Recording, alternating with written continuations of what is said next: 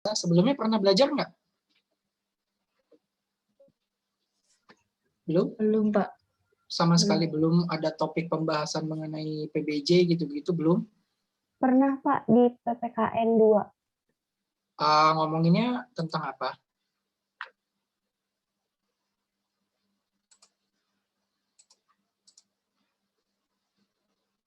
Dera, ngomongin Tentang lupa, Pak. Tapi kayak tentang ini tentang apa sih namanya? Fungsinya yang gitu-gitu, Pak. Oh, ya udah, kita coba lihat ya, sama apa enggak. Oke. Jadi selama 1 semester ke depan kita akan ngebahas pengadaan barang jasa. Ini pelajarannya pelajaran santai, jadi nggak usah khawatir. Terus juga kelas saya kelas santai, pakaiannya juga pakaian santai. Pokoknya santai aja lah. Ini pelajaran-pelajaran menyenangkan kok, nggak berat-berat banget. Semester lalu, kayak biasa-biasanya saya kalau ngajar pelajaran ini, nilainya kalau nggak A minus. Karena saking mungkin karena gampang atau gimana sih nggak ngerti lah. Tapi yang jelas saya bukan dosen bonus, jadinya ya memang jawabannya benar ya, bukan karena saya kasih A sama A minus, enggak. Maksudnya memang hasil ujiannya, terus kemudian ada presentasi, ada tugas segala macam, ya memang dikerjakan, jadinya ya sudah saya kasih itu. Jadi saya berharap ya kelas ini juga ya kalau bisa lebih baik lah ya rata-ratanya gitu kan. Terus udah gitu, untuk urusan nilai itu kan urusan saya, jadinya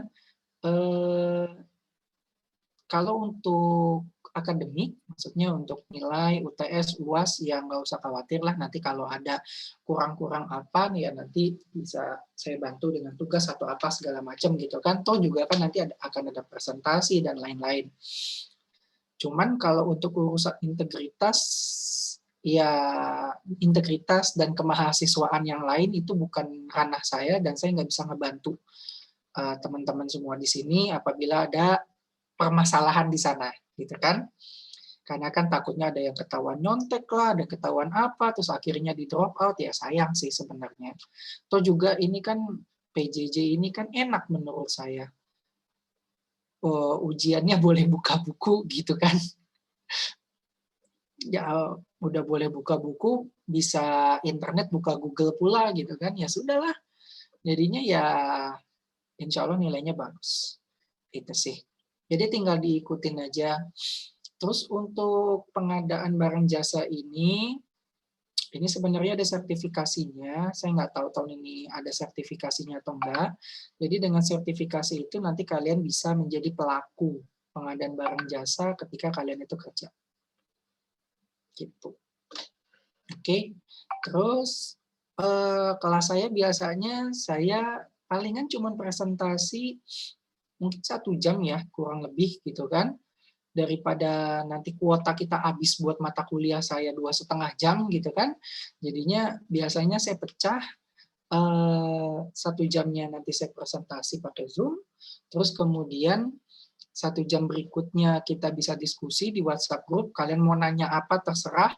Toh juga kan kalau WhatsApp group kan ada catatannya di situ gitu kan. Tinggal kalian scroll, oh kemarin udah ngebahas ini kayak gitu. Dibandingkan kalian harus buka file Zoom recording-nya itu kan lumayan gitu kan. Dan saya sampai sekarang itu kerjaannya recording Zoom itu nggak pernah saya dengerin lagi gitu kan. Jadinya daripada cuma jadi file gitu, mendingan ya udahlah pakai WhatsApp group. Terus nanti juga ada latihannya santai, cuman kerjain, coba, terus nanti dibahas, nggak usah dikumpulin. Nanti kalau untuk ada tugas segala macam nanti diinfokan. Kalau seandainya dikumpulkan. Dan biasanya dikumpulkannya ke email. Oke, itu ada yang mau ditanyakan mengenai kelas kita?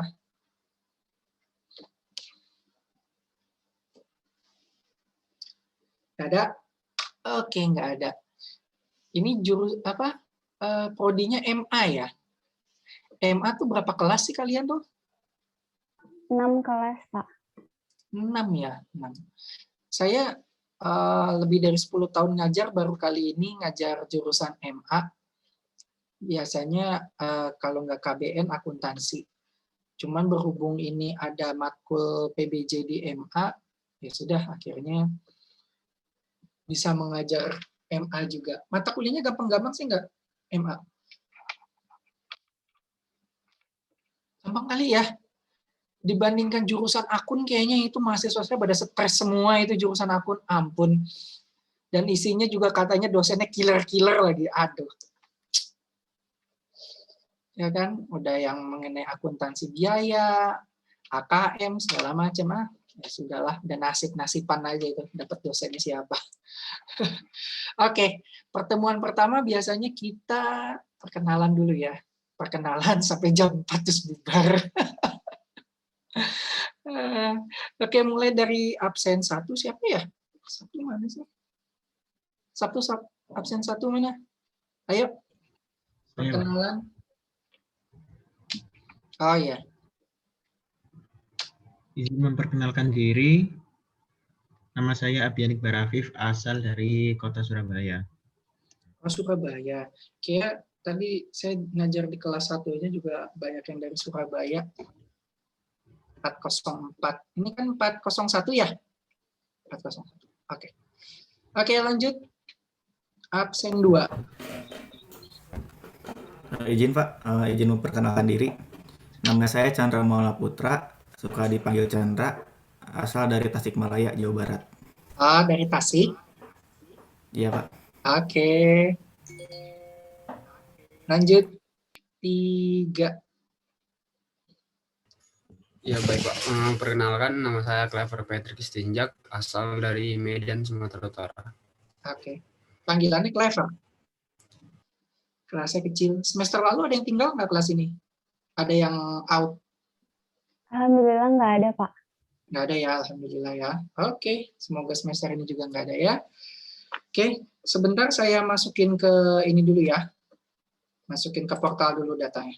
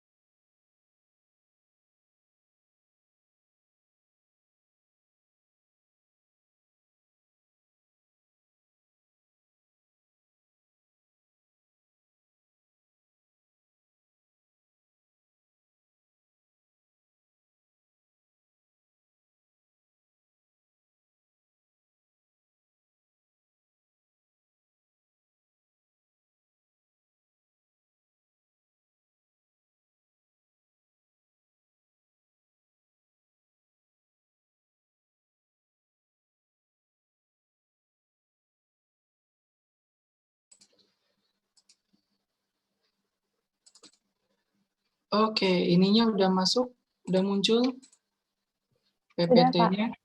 Oke, udah. Oke, kita pertemuan pertama santai aja dulu. Materinya juga masih pengantar. Oke, jadi pengadaan barang jasa itu mungkin bisa dikaitkan dengan SCM. SCM itu apa sih? Ini SCM, Supply Chain Management. Yang pertama gini, pengadaan barang jasa itu apa sih? Konsepnya itu gini. Kalian itu kalau mau belanja, katakanlah mau beli handphone gitu ya. Mau beli handphone kalian datang ke katakanlah ITC. Terus kemudian di ITC itu kan banyak toko. Nah, dari banyak toko itu kan kalian harus memilih. Kalian mau beli handphonenya di toko yang mana? Oke. Nah, ketika memilih itu, kalian pasti akan mempertimbangkan mana nih toko yang lebih murah dengan barang yang sama gitu kan, tokonya lebih murah harganya. Terus kemudian mungkin dikasih bonus segala macam. Terus nanti katakanlah toko X gitu kan. Oke, kita beli dari toko X. Nah, proses memilih toko-toko tadi itu adalah pengadaan barang jasa.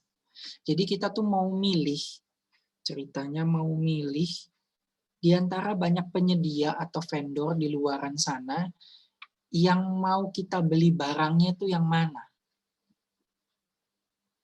Cara milihnya itu sudah diatur di Perpres 16 2018 yang kemarin baru diubah dengan Perpres 12 tahun 2021.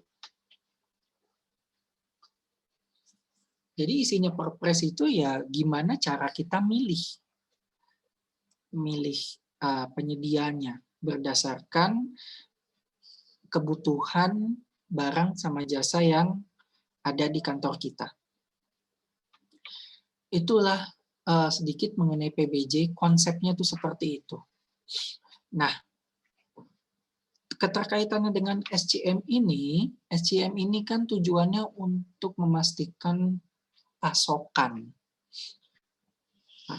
dan juga distribusinya yang lancar. PBJ kan juga begitu. Kita kan seandainya kita butuh ATK contohnya, kita kan juga butuh yang namanya pasokan itu biar lancar. Jangan sampai nanti pada saat kita membutuhkan ATK, contohnya toner tinta printer, pas mau dipakai gitu kan, ternyata nggak ada. Nah, ini kacau. Itulah fungsinya si SCM dan PBJ. Oke, belajar dulu dari sejarahnya SCM. Jadi di awal tahun 70, perusahaan-perusahaan di dunia ini lagi giat-giatnya memproduksi barang. Dia memproduksi segala macam, terutama mobil. Mungkin pada zaman itu mobil itu dianggap sesuatu hal yang canggih gitu ya. Jadi mereka memproduksi mobil sebanyak-banyaknya untuk mendapatkan keuntungan yang lebih besar. Nah, tahun 80 sudah mulai banyak perusahaan-perusahaan mobil. Karena adanya atau banyaknya perusahaan tersebut mengakibatkan adanya yang namanya persaingan.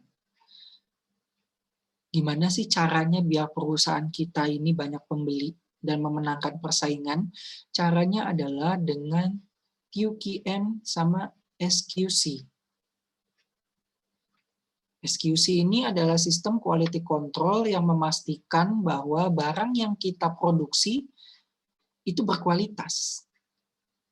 Dan total quality management juga memastikan barang yang kita produksi adalah berkualitas sehingga barang kita ini dilirik oleh konsumen. Ya kan jangan sampai kita memproduksi mobil tadi walaupun banyak terus nggak ada yang beli kan ya rugi juga gitu kan. Makanya kita mengedepankan di tahun 80 itu quality-nya biar bisa dibeli. Nah, tahun 90 setelah quality-nya udah oke, mereka memikirkan supply chain manajemennya. Dan juga ada ESCM, biasanya pakai internet lah ya. Mungkin di Indonesia yang ESCM baru diterapkan setelah tahun 2000. Nah, SCM ini itu memastikan bahwa pasokan untuk pembuatan mobil itu terjamin. Begitu pula dengan rantai distribusinya. Contohnya, untuk membuat mobil kita kan butuh plat baja contohnya. Nah, kita memastikan bahwa ketika kita mau memproduksi mobil, plat baja itu sudah tersedia.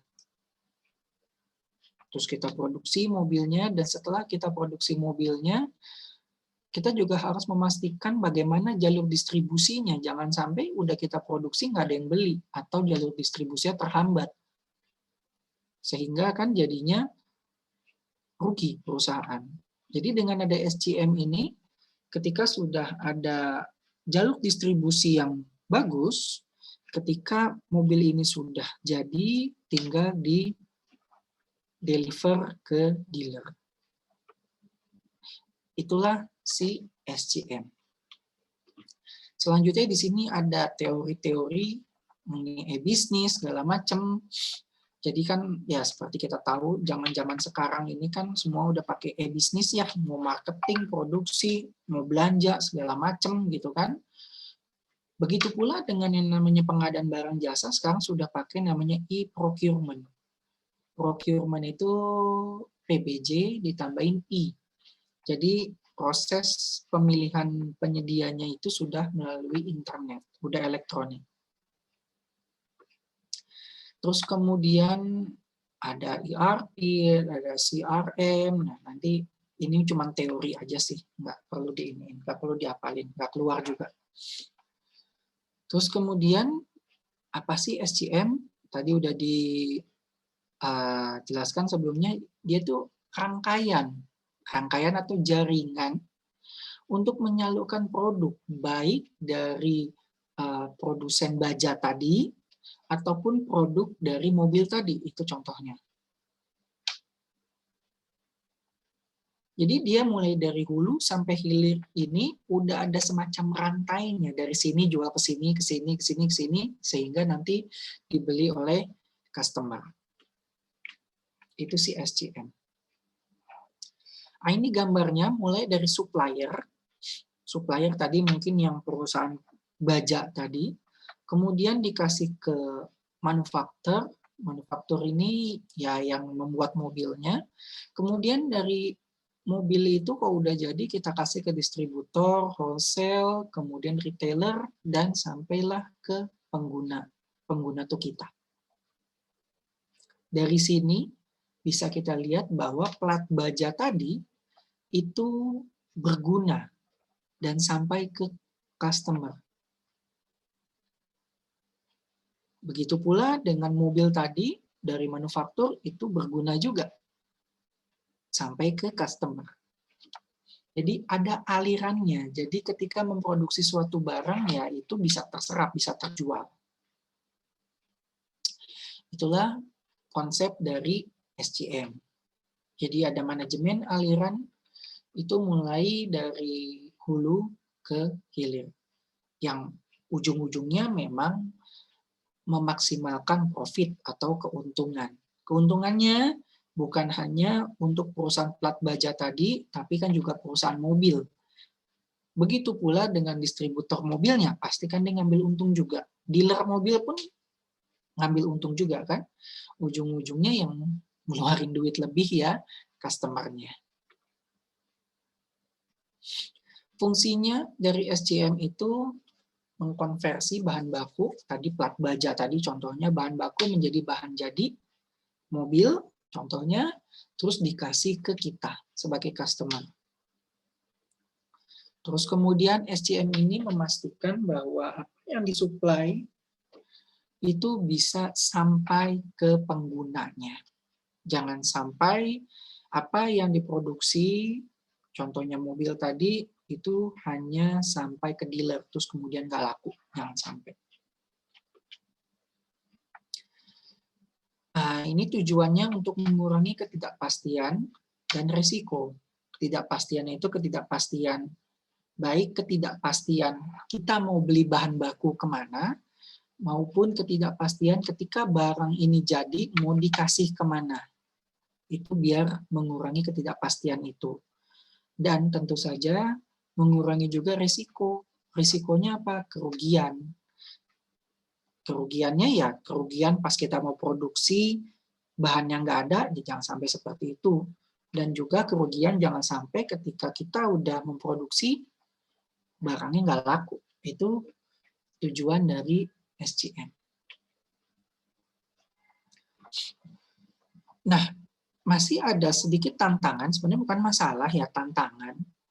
Contohnya ada kepentingan. Yang namanya supplier, tadi supplier baja, itu kan punya kepentingan. Contohnya gini, contohnya pabrik mobil di Kerawang itu butuh supplier baja, katakanlah oke, baja yang bagus itu dari Jepang katakanlah. Dari Jepang bajanya bagus, harganya bersaing. Oke. Nah, ternyata di Jepang ini lagi ada kebijakan mereka butuh baja lebih banyak, sehingga baja tersebut tidak diperbolehkan keluar dari Jepang. Nah, itu kan kepentingan. Jadi ada kepentingan dari supplier baja itu untuk tidak mengirimkan plat baja ke Kerawang. Itu kepentingannya. Atau bisa juga kebalikannya, perusahaan mobil di Kerawang dia punya kepentingan untuk tidak membeli plat baja akibat mungkin lagi adanya pandemi. Lagi ada pandemi, terus kemudian permintaan mobil menurun, nggak ada yang beli mobil, contohnya ya udah nggak usah diproduksi banyak-banyak gitu kan, akhirnya dia tidak membeli plat baja. Itu kepentingan. Bisa juga karena perbedaan bahasa. Ya bagaimanapun bahasa, kalau kita sudah internasional mungkin ada salah-salah translate gitu ya, terus kemudian berakibat fatal. Itu bisa. Kemudian ada perbedaan zona waktu. Bisa jadi pas kita mau pesan plat baja ke Jepang, ternyata di Jepang lagi hari libur nasional. Jadinya harus menunggu mungkin 1 minggu. Seperti itu. Kemudian ada ketidakpastian permintaan. Ya, kan namanya mobil kan pasti kan nggak mungkin ada permintaan terus-menerus tiap hari diminta gitu kan, nggak mungkin. Kadang permintaannya tinggi kalau lagi butuh, kadang ya udah kalau lagi krisis ya nggak ada yang beli gitu kan, itu. Kemudian ketidakpastian pasokan juga waktu pengiriman, ya kalau lagi ada PSBB contohnya ya pasti kan pengirimannya akan terhambat. Kemudian harga ini dipengaruhi oleh inflasi. Bisa jadi nanti tahu-tahu harga melonjak, harga baja melonjak, kemudian harga mobil melonjak yang nggak ada yang beli. Bisa juga ketidakpastian internal, contohnya di pabrik kita di Kerawang itu ada kerusakan mesin pembuat pintu mobil. Nah, berarti kan kalau ada kerusakan jadi produksinya terhambat. Atau juga kinerja yang nggak sempurna, contohnya mungkin ada SDM yang kerjanya kurang baik gitu kan, jadinya mungkin mobil yang diproduksi gompel-gompel sedikit contohnya. Dan juga ketidakpastian kualitas. Dan ketidakpastian lain yang disebabkan oleh internal pabrik.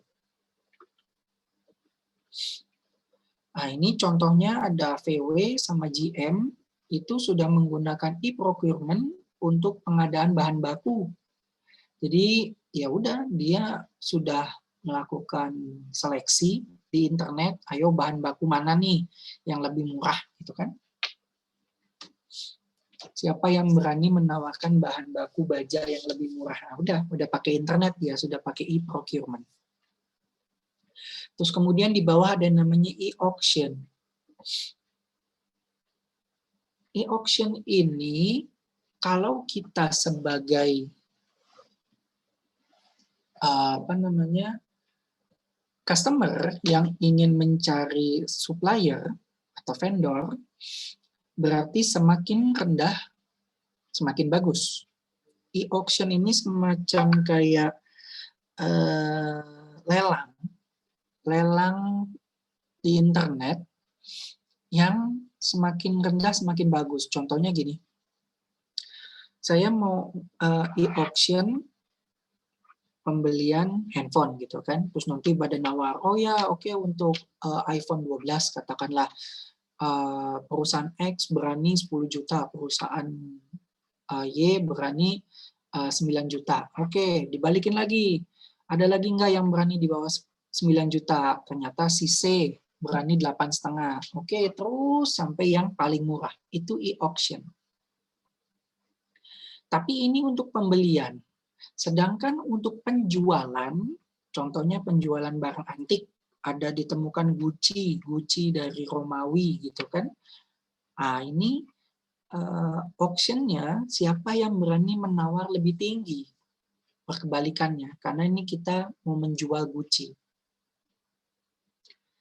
Jadi kalau kita lihat-lihat di TV gitu kan, ada auction mengenai barang antik, ya udah yang menawar lebih tinggi dialah yang akan mendapatkan barang tersebut. Kemudian ada yang namanya kemitraan jangka panjang. Jadi ketika kita udah tahu, udah ada e-procurement tadi contohnya, terus oke, pemasok baja untuk produksi mobil kita ini dari Jepang, ya udah kita mitranya sama dia aja. Jadi besok lagi kalau kita butuh baja ya tinggal calling dia aja, nggak perlu kita nyari-nyari lagi gitu kan. Udah tinggal calling diantar seperti itu. Itu kemitraan jangka panjang. Itu juga kemitraan jangka panjang ini kan efisien ya, lebih gampang dan mempercepat proses produksi juga. Ini adalah contoh SCM. Ini kalau dilihat ini kayak udah mau lebaran, ini kan ada Kongguan gitu kan. Terus ini yang paling rame di Instagram, bapaknya nggak tahu lah ini Kongguan ini. Cuman ada ibu sama 2 anak, bapaknya mungkin lagi merantau, udah nggak pulang-pulang kan. Nah, si Kongguan ini salah satu contoh produk SCM. Contohnya dari mana? Ketika kita membuat biskuit itu ada banyak pihak terkait. Mulai dari produsen gandum, tebu, garam, dan lain sebagainya sebagai pemasok. Terus setelah biskuitnya jadi, kita juga butuh yang namanya supermarket nomor 11 dan nomor 12. Kenapa ya? Ya untuk distribusi, untuk memasarkan biskuit kita tadi. Jadi ya jangan sampai ketika biskuitnya jadi, taruh di gudang doang kan nggak mungkin. Ya nanti ditaruhlah di Indomaret, di Alfamart, dan lain sebagainya. Terus untuk mengantarkannya, mungkin kita kerjasama sama Grab, mungkin sama JNT, dan lain sebagainya. Ini adalah satu contoh SCM. Jadi mulai dari kita butuh bahan baku, sampai kita butuh yang namanya distribusi. Oke, sampai di situ mengenai SCM. Nah, biasanya kan kalau slide 1 udah selesai, hore, udah selesai, ini selesai. Slide-nya udah selesai. Ternyata ada slide yang kedua. Slide yang kedua. Oke, itu tadi SCM-nya. Udah masuk, udah muncul ya? Oke.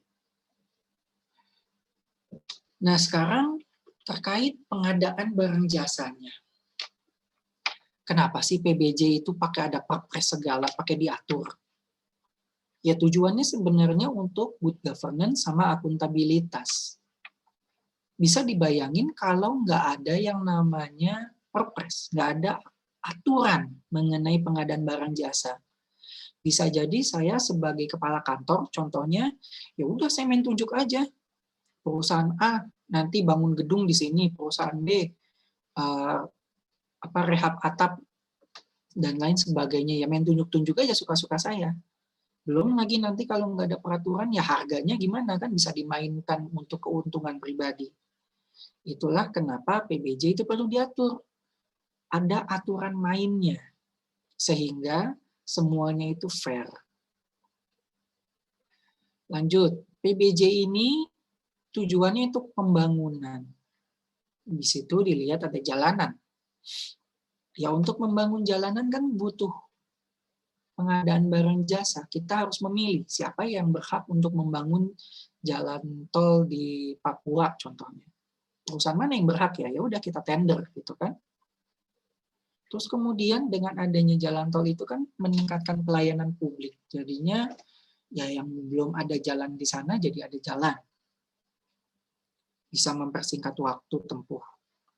Sehingga ujung-ujungnya outcome-nya adalah adanya perkembangan perekonomian nasional.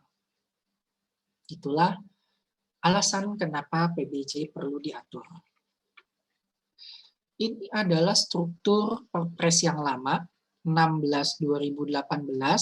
Perpres yang baru itu 12 tahun 2021. Baru banget beberapa bulan yang lalu.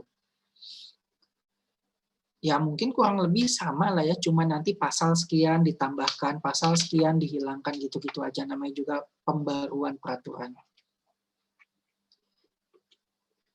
Pengertian Nah, ini pengertiannya itu kegiatan pengadaan barang jasa yang dibiayai oleh APBN oleh APBD. Jadi yang terikat dengan peraturan PBJ itu hanya yang dibiayai oleh APBN atau APBD, baik seluruhnya ataupun sebagian.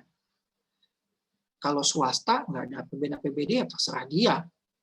Dia mau milih vendornya siapa ya terserah, nggak ada yang ngatur.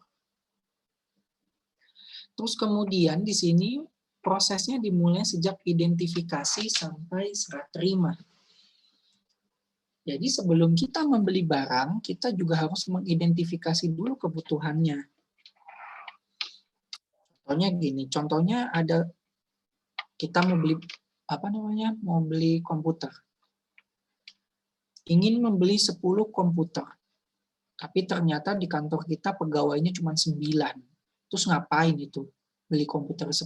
Berarti kan tidak sesuai dengan kebutuhan.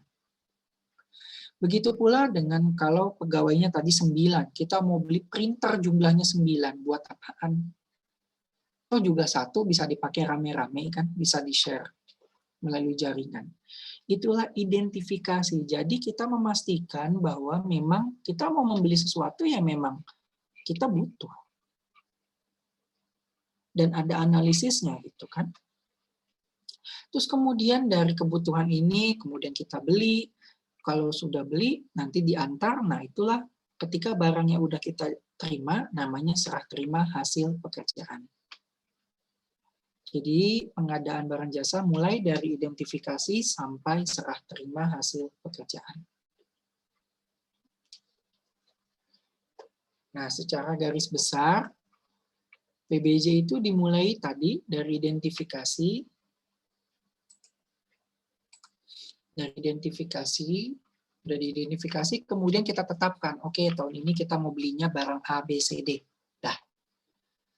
Terus caranya gimana? Yang ketiga nih, caranya itu bisa melalui swakelola namanya, atau bisa melalui penyedia. Swakelola itu ada 4 tipe, nanti ada di slide berikutnya. Sedangkan penyedia itu kita melalui pihak ketiga atau vendor. Ya mungkin pihak ketiganya itu bisa berupa PT atau CV gitu ya, di luaran sana, ayo siapa yang bisa menyediakan barang yang kita butuhin gitu. Itu caranya. Kemudian jadwalnya, kita bikin jadwal, kita butuhnya kapan sih? Oke, butuhnya bulan Juli. Berarti kalau butuhnya bulan Juli, kira-kira kita mulai persiapannya kapan ya? Karena kan ada proses di situ.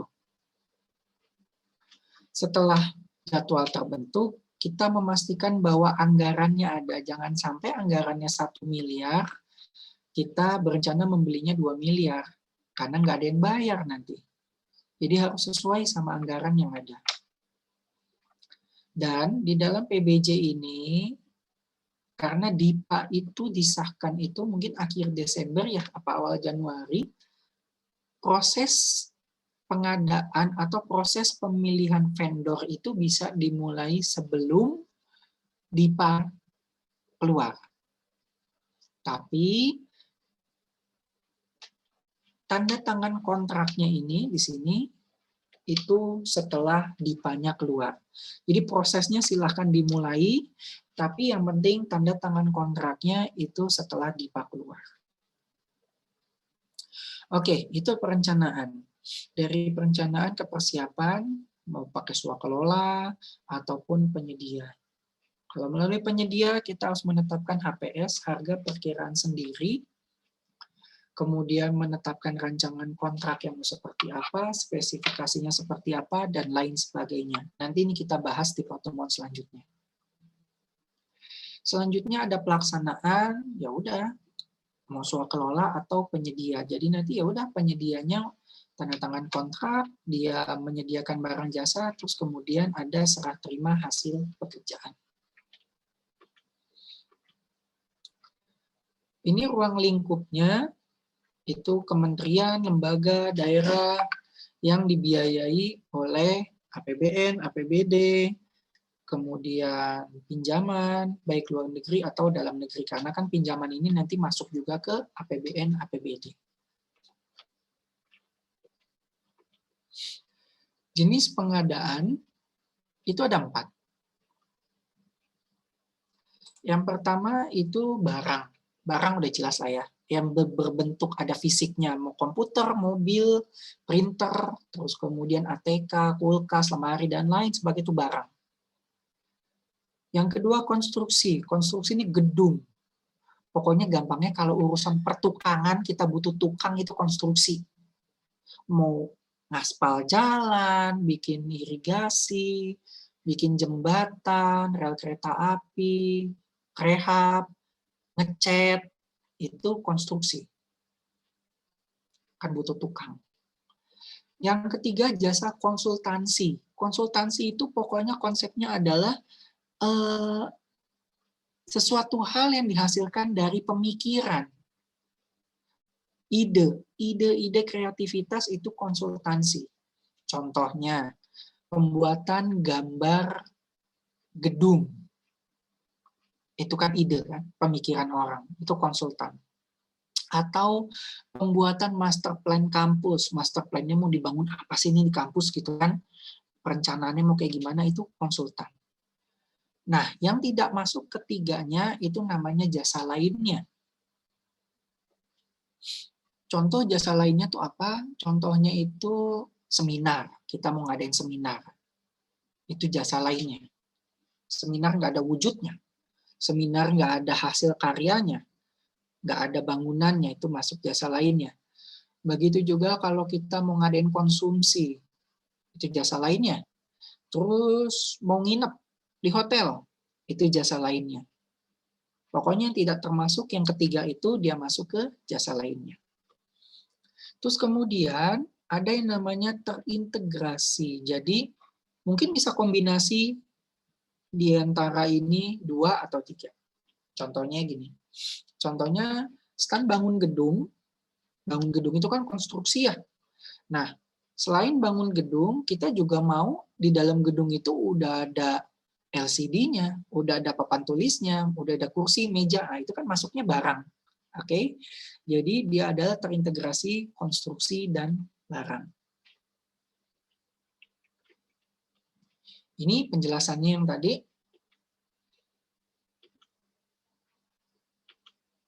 Nah, ini contohnya juga design and build. Dia merancang, menggambar seperti apa, terus kemudian membangun. Itu berarti konsultansi sama konstruksi. Terus kemudian IT solution, jadi dia merancang ini kira-kira IT-nya harusnya seperti apa, terus kemudian dia membuat. Membuat ini mungkin bisa berupa barang ataupun konstruksi, tergantung outputnya mau seperti apa. Yang jelas berhubungan sama IT. Kemudian EPC. EPC ini engineering, procurement, and apa ya? Bentar. Kok saya lupa? Bentar, saya tanya Google dulu. Lupa. Engineering, procurement, and construction. Engineering, procurement, construction. Jadi dia mulai dari merencanakan, kemudian sampai dia membangun. Begitu pula yang nomor 4. Nomor 4, pembangunan, pengoperasian, pemeliharaan. Ini gampangnya itu jasa marga. Jasa marga dia bangun jalan tol, kemudian dia mengoperasikannya, dan dia melakukan pemeliharaannya. Itu contoh. Atau mungkin seandainya ada yang lain gitu kan, ada yang membangun, ngoperasiin, memelihara, ya silahkan aja. Dan lain-lain ini ya udah nanti tinggal dikombinasikan antara keempat tadi.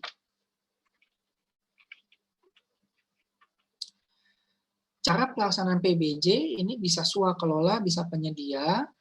Jadi swakelola itu yang pertama adalah dikerjain sendiri oleh kantornya. Tapi dengan catatan dia memang punya SDM yang kompeten. Nanti ini ada bab sendiri swakelola ya. Terus kemudian kementerian lain. Oke, saya nggak bisa ngerjain, tapi kementerian sebelah bisa loh. Mungkin Dikbud bisa loh ngerjain. Ya udah, kita kasih ke Dikbud. Yang ketiga, organisasi masyarakat. Nah, ini sih sebenarnya ya buat bagi-bagi inilah ya. Mungkin apa namanya, buat ngebersihin sungai gitu kan. Mungkin ada ormas. Ormas kan macam-macam, ada FBR, Pemuda Pancasila dan lain sebagainya, mungkin bisa kita libatkan untuk membersihkan sungai contohnya. Yang terakhir adalah kelompok masyarakat. Kelompok masyarakat ini semacam kayak Karang Taruna. Terus kemudian ada kelompok masyarakat desa, entah apalah di desa ada apa. Nah, itu nanti dia yang mengerjakan pekerjaan PBJ. Untuk swakelola ini biasanya untuk pekerjaan-pekerjaan yang simple, yang nggak butuh alat berat, yang bisa dikerjakan oleh keempat tadi ini. Kalau swakelola ini tidak dimungkinkan, maka kita menunjuk penyedia. Penyedia itu vendor rekanan gitu kan, PT atau CV apa. Penyedia ini nanti melalui tender, melalui seleksi, segala macam. Nanti ada aturannya. Nah, inilah yang sering disalahgunakan. Kalau kita sering nonton TV gitu kan, orang sering ditangkap pejabat gitu kan, gara-gara PBJ. PBJ-nya berhubungan sama penyedia. Nah ini, makanya ya selama kita sesuai sama aturan sih nggak ada masalah. Oke. Nah, terima kasih ternyata. Oke, itu aja teori awal mengenai PBJ.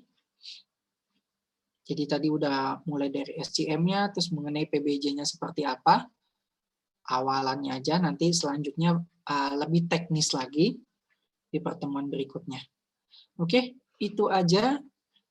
Mungkin kita bisa pindah ke WhatsApp group. Silakan nanti kalau ada yang ingin ditanyakan, didiskusikan, silakan di chat aja. Tujuannya pertama, kalau pakai Zoom saya kasihan kuotanya. Zoom 2,5 jam habis kuota kita gitu kan.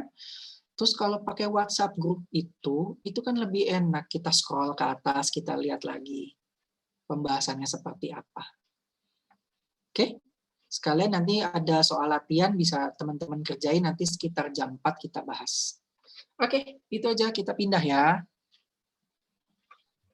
Iya, Pak. Oke, ini saya end meeting ya.